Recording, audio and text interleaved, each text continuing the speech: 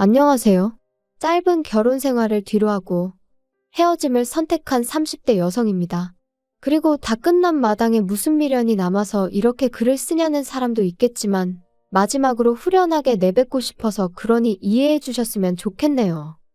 일단 저는 소위 사람들이 말하는 엘리트 코스를 밟아왔어요. 중학교 때부터 전교 1등을 놓친 적이 없었고 선생님들의 적극적인 지지와 권유에 힘입어 특목고에 진학했지요. 하지만 제가 고등학교 2학년이 되던 무렵 부모님이 하시던 사업이 점점 어려워졌고 결국 2학년 말에는 쫓겨나듯 살던 집을 떠나야만 했네요. 그리고 저는 그런 상황의 대학은 사치라고 생각했어요. 대학이 문제가 아니라 빨리 돈을 벌어야겠다 싶었죠. 하지만 특목고라는 분위기도 그렇고 제가 원래 공부하는 걸 좋아하다 보니 학업을 포기한다는 게 쉬운 일이 아니더라고요. 그런데 그때 저희 큰아버지께서 손을 내밀어 주셨어요. 큰아버지께서 일단은 대학 문턱은 넘고 그 후에 고민을 해도 하라며 제게 용기를 주셨거든요. 게다가 결국 제가 S대에 합격한 걸 아시고는 첫 학기 학비를 내주셨지요. 지금 생각해보면 큰어머니한테도 감사한 마음이에요. 두 분도 저희 아버지한테 빌려주신 돈도 있으셨으니 솔직히 내키는 일이 아니셨을 텐데 말이죠. 아무튼 그렇게 대학에 갔고 이후로는 장학금과 아르바이트로 학비를 충당했습니다. 돈 때문에 휴학도 몇 번이나 해야 했고요. 제가 그런 고생을 하는 동안 저희 부모님이라고 손 놓고 가만히 계셨던 것은 아니에요. 다만 두 분이 10여 년의 난임 끝에 저를 가지셨다 보니 제 주변 친구들의 부모님들보다 연세가 많으셨어요. 게다가 망해가는 사업을 어떻게든 살려보려고 두 분 다 백방으로 뛰어다니시며 마음고생 몸고생 하셨다 보니 건강도 많이 나빠지신 상황이었죠. 그래서 의지가 있으셨어도 하실 수 있는 일이 많이 없으셨어요. 쓰다 보니 제 신세 한탄같이 들리는데 아무튼 나름대로 힘든 세월을 보냈습니다. 그래서 저는 남들과는 조금 다른 인생의 목표를 갖게 되었죠. 연애니 결혼이니 그런 건 모르겠고 그저 두 분이 마음 편히 계실 집 하나만 장만해드리자고요. 한편 우여곡절 끝에 대학을 졸업하고 학교에 지원을 받아 저는 작은 사업을 시작할 수 있었습니다. 그리고 이후로 한동안 제 생활은 오로지 일밖에 없었어요. 눈 뜨면 일하고 눈 감으면 자고 돈을 버는 건 오로지 모으기 위함이었고 돈을 쓰는 일이 있다면 그건 부모님에게 필요해서였지요. 하긴 돈을 모으는 이유도 오로지 부모님에게 집 한 채 해드리고 혹시나 두 분이 병원에 가시게라도 된다면 목돈이 들 테니 그걸 대비하기 위함이었네요. 아무튼 회사에서는 대표님 소리를 들었지만 솔직히 직원들이 보기에도 왜 저렇게 궁상맞게 사나 싶었을 겁니다. 가끔이지만 저도 거울 속 초라한 제 모습에 혀를 내두를 지경이었으니까요. 하지만 그래도 어쩔 수 없었어요. 부모님 사업이 망하고 나서 월세를 전전하는 동안 이런저런 서름이 컸다 보니 집도 없는데 다른 거 구색 맞춰놓고 사는 게 무슨 의미가 있나 싶었거든요. 아무튼 그렇게 살기를 10년. 어느새 사업은 자리를 잡았고 부모님한테 아파트 한 채 사드릴 정도의 돈은 모았을 무렵 남편을 알게 되었습니다. 남편은 제 회사랑 거래하는 업체의 직원이었어요. 헤어진 마당에 어떻게 만났는지 그걸 곱씹어 뭘 하겠냐마는 거래했던 건이 결과가 잘 나와서 다 같이 회식을 한번 하게 됐는데 남편이 말하길 그때 저한테 반했다고 하더라고요. 대표라는 그런 타이틀하고는 상관없이 조용하고 소탈한 모습이 마음에 들었다나요? 아무튼 이후로 남편이 정말 적극적으로 대시를 해왔어요. 그리고 저는 그런 일은 처음 겪어봤던지라 그런 남편이 당황스럽기도 하고 부담스러웠지요. 하지만 한편으론 이런 게 사랑받는다는 건가? 내가 얼마나 좋으면 저럴까 싶은 게. 그래서 결국 2달 만에 저는 마음의 문을 열었습니다. 연애를 시작하던 당시 저는 제 나름대로 많은 것을 오픈했어요. 제 학벌이라던가 가정환경이라던가. 참고로 연애 초반부터 나름 민감할 수도 있는 이야기들을 오픈한 이유는 비록 저희가 결혼을 전제로 연애를 시작한 것은 아니었지만 남편이나 저나 나이가 있다 보니 잘 지내다 보면 결혼 이야기가 나올 수도 있겠다 싶대요. 그런데 그때 가서 실은 나는 우리 부모님한테 집도 사드리고 앞으로 생활비도 대드리고 해야 한다 하면 솔직히 어떤 남자가 좋다 하겠어요. 제가 비록 연애에는 쑥맥이었지만 그래도 세상 돌아가는 걸 아예 모르지는 않았거든요. 그래서 처음부터 미리 말한 거예요. 그런데 남편의 반응은 의외로 덤덤했습니다. 제가 버는 돈인데 그걸로 뭘 어떻게 하든 자기는 뭐라 할 자격도 권리도 없다면서 말이죠. 그리고 그런 남편의 반응이 조금은 충격적이면서도 한편으론 뭐랄까 고맙더라고요. 그런데 여기까지만 들으시면 제가 되게 좋은 남자를 만났다 생각하실 수도 있는데 꼭 그런 것만은 아니었어요. 사실 남편과 저는 소위 사람들이 따지는 조건에 있어서는 차이가 제법 있었거든요. 남편은 고졸이었고 직장은 계약직이었으니까요. 그리고 만약 누군가 저에게 처음부터 이 조건을 다 알았어도 만났겠냐 하면 제 대답은 잘 모르겠다예요. 속물처럼 들리겠지만 연애니 결혼이니 관심은 없었어도 사람이 원래 자기보다 잘난 사람하고 만나고 싶지 못난 사람하고 만나고 싶지는 않잖아요? 저도 그랬고요. 그래서 남편이 프로포즈를 해왔을 때 솔직히 한 번에 바로 긍정적인 답을 주진 못했습니다. 그런데 남편이 그러더라고요. 결혼하고 난 이후로도 지금처럼 친정에 생활비를 대드려도 좋고 집도 사드려도 좋고 제가 번 돈으로 뭘 어떻게 하든 자기는 간섭하지 않겠다고요. 그리고 나중에 혹시나 저희 부모님 건강이 더 나빠지시면 가까이 이사를 가도 좋다며. 그리고 그런 이야기까지 듣고 나니 비록 다른 조건들이 제 성에 차지는 않았지만 저한테만큼은 충분히 좋은 남자다 싶대요. 그래서 결국 부부의 영까지 맺기로 한 거지요. 그런데 막상 결혼식을 올리고 나니까 다른 사람도 아니고 시부모님 특히나 어머님이 그렇게 제가 친정에 하는 걸로 눈치를 주시더군요. 하루는 저에게 따로 할 말이 있다며 연락도 없이 저희 회사로 찾아오셔서는 바쁘니? 얘기 좀 할까 해서 왔다. 어머님 하실 말씀이 있으시면 미리 연락을 주시지 그러셨어요. 직원들 보는 눈도 있는데. 아니 내가 못 올 때라도 왔다니? 그리고 네가 대표라면서 직원들이 무슨 상관이야? 그런 건 아닌데 아무튼 무슨 일 때문에 오셨어요? 엊그제 진호랑 얘기를 하다 보니까 너 친정 부모님한테 매달 생활비를 드린다며? 난 처음에 내가 뭘 잘못 들었는 줄 알고 깜짝 놀랐다. 그게 진짜니? 네, 맞아요. 드리고 있어요. 아니 그런 게 어딨냐? 니네 부모님은 연금 같은 것도 안 나오니? 그런 거랑 별개로 제가 챙겨드려야 해서요. 황당하다 정말이지. 아니 너는 결혼한 여자야. 결혼한 여자. 무슨 말인지 알아듣니? 결혼한 여자라는 건 결혼을 했으면 네 가정에 충실해야지. 그거 언제까지 친정을 보고 살 거냐 이 소리야. 알아들어? 결혼 전에 진호 씨랑 다 이야기가 되었던 부분인데 어머님이 갑자기 이렇게 나오시니 좀 당황스럽네요. 저희 부모님은 제 도움이 필요하시고 저는 끝까지 책임질 거예요. 아니 공부도 잘했다면서 말귀를 못 알아듣니? 듣자 하니 한 달에 150만 원씩 드리고 있다며. 노인네 둘이 사는데 무슨 돈을 그렇게 많이 주냐? 진호 씨 돈은 한 푼도 안 들어가고 있으니까 걱정 안 하셔도 돼요. 아시는지 모르겠는데 저희 돈 관리 따로 하고 있거든요. 결혼을 했는데 왜 돈 관리를 따로 하니? 같이 해야지. 요즘 애들은 정말 이상하다니까. 진호 씨 벌이로 대출까지 상환하면 자기 쓸 돈이 없다고 하더라고요. 그래서 돈을 따로 관리하는 대신 대출도 저 혼자 갚는데. 아이고, 내가 그런 것까진 모르겠고 아무튼 친정에 작작해라. 그리고 너 내 입장도 생각해봤니? 지 친정에는 150씩 주면서 우리한테는 50이라니. 내가 말 안 하려고 했는데 듣고 나서 화딱지가 나더라. 시부모는 부모도 아니냐? 그런 건 진호 씨하고 얘기해보시는 게 좋으실 것 같아요.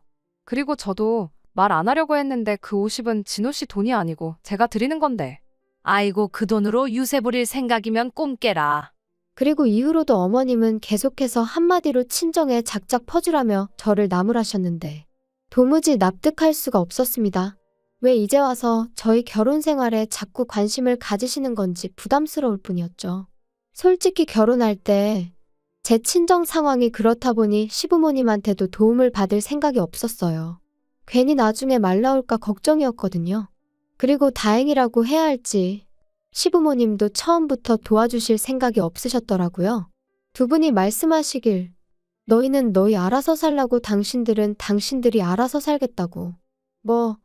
서운하게 들으려면 얼마든지 서운한 말이지만 또 좋게 생각하면 적어도 저희한테 기대지는 않겠다는 말씀이셨으니 저는 좋은 쪽으로 받아들였습니다. 그런데 이제 와서 친정에 뭘 해주는지, 왜 당신들한테는 안 해주는지 그런 걸 따지시니 답답하고 황당할 수밖에 없었지요. 그런데 어머님의 도넘은 간섭은 여기서 끝이 아니었습니다. 그날의 불편한 대화 이후로 저도 사람인지라 한동안 도통시댁에 뭘 하고 싶은 마음이 안 들더라고요. 그래서 남편이 시부모님 모시고 밥이라도 먹을까 하면 당신만 다녀오라 했고 제 나름대로 자리를 피했던 게 사실이에요. 그도 그럴 것이 만나면 또 친정부모님 이야기가 나올 것 같았고 거기다 대고 제가 왜 해명 아닌 해명을 해야 하는지 상황을 가정하는 것만으로도 너무 스트레스였어요. 그리고 그렇게 한 세 달 정도 지났을 무렵 저는 저대로 제 나름의 수건사업이던 친정부모님의 아파트를 장만했습니다. 구축이었고 대출도 끼어 있었지만 어차피 제 명의로 된 제 재산이었기에 여러 가지로 걱정보단 기쁨이 컸어요. 그런데 남편은 말하기로는 자기는 그저 제가 너무 멋지고 자랑스러워서 그랬다곤 하지만 아무튼 남편이 이 이야기를 시부모님한테 한 거죠. 그리고 이 이야기를 듣고 시부모님 특히나 어머님께선 어떻게 이럴 수가 있냐면서 크게 노여워하셨던 모양입니다. 남편이 저를 보자마자 자기가 미안하게 됐다며 사과부터 할 정도였으니까요. 상황을 알게 된 저는 당황스럽기도 하고 한편으론 어머님의 그 노여움이 언제 폭탄처럼 터질지 알 수가 없었으니 말 그대로 안절부절이었어요. 또 이러다 저번처럼 회사로 찾아오시면 어쩌나 그 걱정도 되었고요. 그리고 아니나 다를까 어머님은 또다시 연락도 없이 막무가내로 저희 회사로 찾아오셨습니다. 하지만 다행히 창립기념일이라 저만 사무실에 나와 있었거든요. 그래서 시쳇말로 개망신은 피할 수 있었죠. 아무튼 그렇게 찾아오신 어머님께선 저더러 제정신이냐 하시며 소리를 지르기 시작하셨습니다. 내가 분명히 지난번에 알아듣게끔 잘 이야기를 했다고 생각했는데 너 어떻게 그럴 수가 있냐? 니네 부모한테 뭐 아파트를 사줘? 네, 맞아요. 사드렸어요. 그런데 저 솔직히 어머님이 왜 이렇게 화를 내시는 건지 모르겠어요. 이것도 다 결혼 전에 진호 씨랑 얘기가. 시끄러워. 걔가 뭘 안다고 자꾸 걔 핑계를 대니 너는. 설령 내 아들이 물러터져서 그러라고 했다 치자. 그래도 너 내가 분명히 말했지. 너는 결혼한 여자라고. 친정에 자꾸 퍼나르지 말라고 내가 말했어 안 했어? 그런데도 집을 사줬다는 건 한마디로 시애미 말을 개무시했다는 거지. 어머님 정말 왜 이렇게 화를 내시는 거예요? 제가 돈 벌어서 제 부모님한테 효도한 건데 그게 그렇게 문제인가요? 제가 그렇다고 진호 씨 돈을 가져다 쓴 것도 아닌데. 결혼했으면 네 거 내 거가 어딨어? 네 돈이 걔 돈이고 걔 돈이 네 돈이지. 그리고 그렇게 큰 돈을 쓸 때는 집안 어른인 우리하고 상의도 했어야지. 아니, 저희 부모님 집 사드리는 걸 왜 제가 어머님 아버님하고 상의를 해야 하나요? 그러면 너는 앞으로도 집안 대소사를 나랑 상의를 안 하겠다는 거니? 다 네 마음대로 하겠다는 거야? 그래? 어머님 그런 뜻이 아니잖아요. 너 네 부모 사줬다는 아파트 명의는 그럼 누구 명의로 했냐? 제 명의로 했죠. 제가 샀으니까. 그럼 뭐야? 내 아들하고 사는 집도 네 명에, 네 부모 사준 집도 네 명의? 죄다 네 거야? 우리 아들 거는 하나도 없고? 아니, 진호 씨가 대출을 못 갚는다는데, 같이도 못 갚겠다는데, 진호 씨 명의로 어떻게 해줘요? 너 정말 웃기는 애구나. 너 그럴 거면 내 아들하고 결혼은 왜 했니? 그렇게 너 혼자 다 독식할 거면 결혼은 왜 했어? 도대체 무슨 말씀을 하시는 건지 모르겠어요.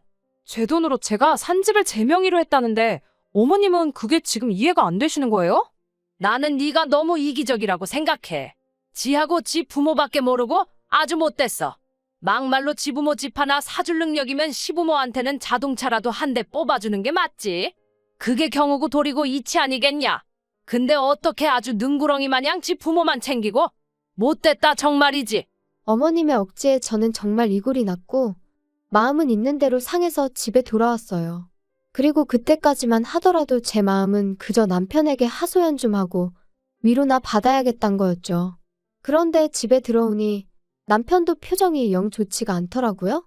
평소라면 밖에서 안 좋은 일이 있어도 집에서는 티를 내지 않는 사람인데 말이에요. 그래서 제가 무슨 일이라도 있었어? 표정이 너무 안 좋네. 그냥 뭐 그나저나 오늘 어머니하고 만났다며 아파트 얘기로 곤란했겠네. 곤란하다기보다 그냥 좀 불편하더라. 어머님이 내가 친정에 이렇게 저렇게 하는 게 엄청 싫으신가 봐. 그거 좋아할 시어머니가 어디 있겠어. 어쩔 수 없지. 그리고 솔직히 서운할 만하시지. 양가 다 잘해드리면 모르겠는데 워낙 장인 장모님만 덕을 보고 계시잖아. 그게 무슨 뜻이야? 내가 친정에만 잘한다는 거야? 그렇게 얘기하면 내가 섭섭하지. 자꾸 내가 친정 부모님한테 해드리는 거랑 비교를 하지 말고 객관적인 것만 봐봐. 내가 매달 시부모님한테 50만 원씩 드리고 있지. 게다가 우리 지금 살고 있는 이 집 4명이란 이유로 대출 나 혼자 다 갚고 있잖아. 따지고 보면 그럼 자기는 돈 10,000원 안 쓰고 여기 살고 있는 건데 그러면 당신 표현대로 시부모님도 당신도 내 덕을 보고 있는 거겠네? 사이즈가 다르다는 거지, 사이즈가. 공평하지가 않으니까 어머니가 서운하시다는 거잖아. 아니, 어떻게 다 똑같이 할 수가 있겠어. 따지고 보면 우리 부모님이야 나를 낳아주시고 키워주신 분들이니 내가 잘해드리는 게 당연한 거지만 어머님 아버님은 당신을 낳고 키워주셨으니 당신이 잘해야지. 나한테 서운하실 일이 아니지. 넌 무슨 말을 또 그렇게 하냐? 정 떨어지게. 아무튼 우리 어머니가 너무 서운해하시니까 이참에 차 한 대 뽑아드려. 너도 알지? 우리 부모님 차 10년도 더 된 거. 저기요, 그건 저도 마찬가지거든요. 그리고 차를 뽑아드리고 싶으면 자기가 뽑아드리던가. 왜 나한테 그래? 왜 이렇게 말이 안 통하냐? 너가 장인 장모님만 챙겨서 우리 부모님이 화가 나신 거니까 너가 우리 부모님한테도 신경 쓰는 태도를 보여야 된다니까. 내가 문제가 아니고 네가 문제라고. 웃기고 있네. 내가 우리 부모님을 챙기는 거고 당신이 당신 부모님을 챙기는 거야. 어머님이 서운해하시는 건 욕심이 과하신 거고. 너무 충격이었어요. 남편이 그렇게 생각을 하고 있을 거라곤 상상도 못했고, 게다가 차를 뽑아드리자는 그 황당한 말은 뭔지 어이가 없었다고 해야 할까요? 그래도 그땐 오죽 답답하면 그런 헛소리를 다 했을까 생각하며 어떻게든 남편을 이해해 보려고 했어요. 그런데 서로 정말 필요한 말만 하고 지낸 지 일주일이나 지났을까 남편이 시부모님을 뵈러 가자, 아주 단판을 지으러 가자 그러더라고요. 그래서 저는 속으로 남편이 드디어 정신을 차렸구나. 제대로 내 입장을 대변해 주려나 보다 싶었습니다. 하지만 시댁에 도착하기가 무섭게 그 어느 때보다 밝은 표정으로 서로를 반기는 세 사람의 얼굴을 보니까 직감적으로 남편이 저를 위해 온 게 아니다 싶대요. 그래, 둘이서 얘기는 잘했다며? 아버지랑 나는 결정 다 했어. 내일 계약하러 가면 돼. 결정 다 하셨어요? 잘하셨네. 자기도 이리 와서 봐봐. 도대체 무슨 이야기를 하는 거야? 이게 뭐야? 자동차? 내가 저번에 바꿔드리자 했잖아. 나는 안 된다고 했고. 여기까지 와서 또 이럴 거야? 진짜 고집 좀 그만 부려. 나는 장인 장모님한테 잘하는데 넌 진짜 왜 이렇게 삐딱선을 타냐? 당신이 우리 엄마 아빠한테 잘했다고? 뭘 그렇게 했는데? 이따금씩 가면 거실에 앉아서 TV 보고 주는 음식이나 먹다 오는 게 전부면서 뭘 그렇게 잘했어? 그렇다고 뭐 단돈 10만 원이라도 들여보기랬어. 뭐랬어? 돈이 전부가 아니잖아. 다른 것도 안 했고 돈도 안 했다는 게 문제지. 그리고 어머님, 저 차 안 사드려요. 저는 그럴 능력도 없고요. 그럴 생각도 없어요. 진호 씨가 뭘 단단히 착각을 했나 봐요. 그럼 여긴 뭐 하러 왔냐? 사람 염장 지르러 온 거야 뭐야? 그리고 너 그렇게 네 친정만 싸고 돌 거면 뭐 하러 내 아들하고 사냐? 그냥 가서 네 부모나 끌어안고 살지? 너 진짜 나 같은 남자가 흔한 줄 알아? 내가 너 장인 장모님한테 생활비를 못 드리게 했어 어쨌어? 근데 그런 건 다 네 하고 싶은 대로 하고 장인 장모님한테 하는 만큼 우리 부모님한테도 해드리자니까 그건 싫다는 거 너무 이기적인 거 아니야? 뭐든지 정도가 있는 거지.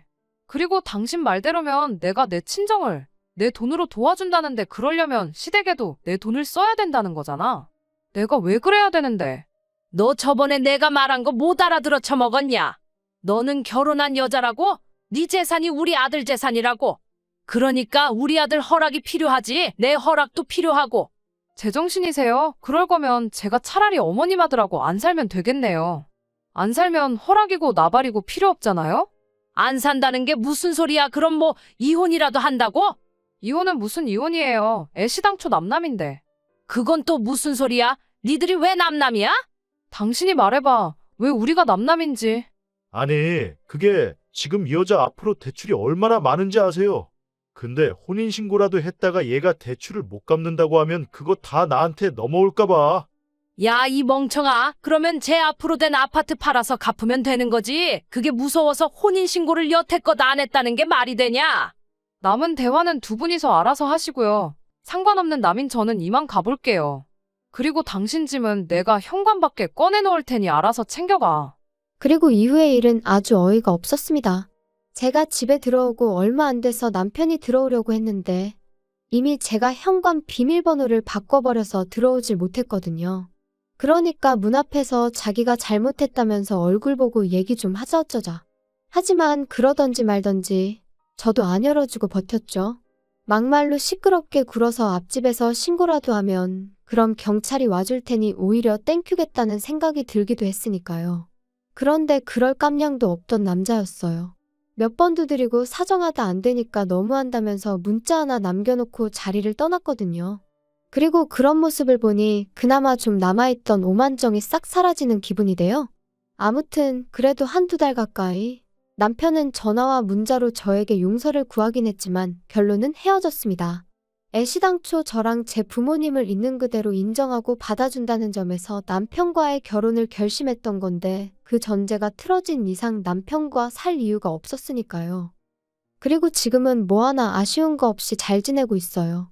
남편과의 일과는 별개로 제 사업은 여전히 잘 되어가고 있고 꺼릴 것 없이 친정부모님을 챙겨드릴 수 있어서 좋네요. 뭐 누군가는 저더러 그래도 언제까지 부모 뒤치다꺼리만 할 거냐. 네 인생을 살아야지 하는데 누가 그렇게 산다고 하던가요? 저는 그저 제 나름의 도리를 했을 뿐이고 이제 집도 해드렸으니 새로운 목표를 세워서 제 행복을 위해 다시 한번 열심히 달릴 겁니다.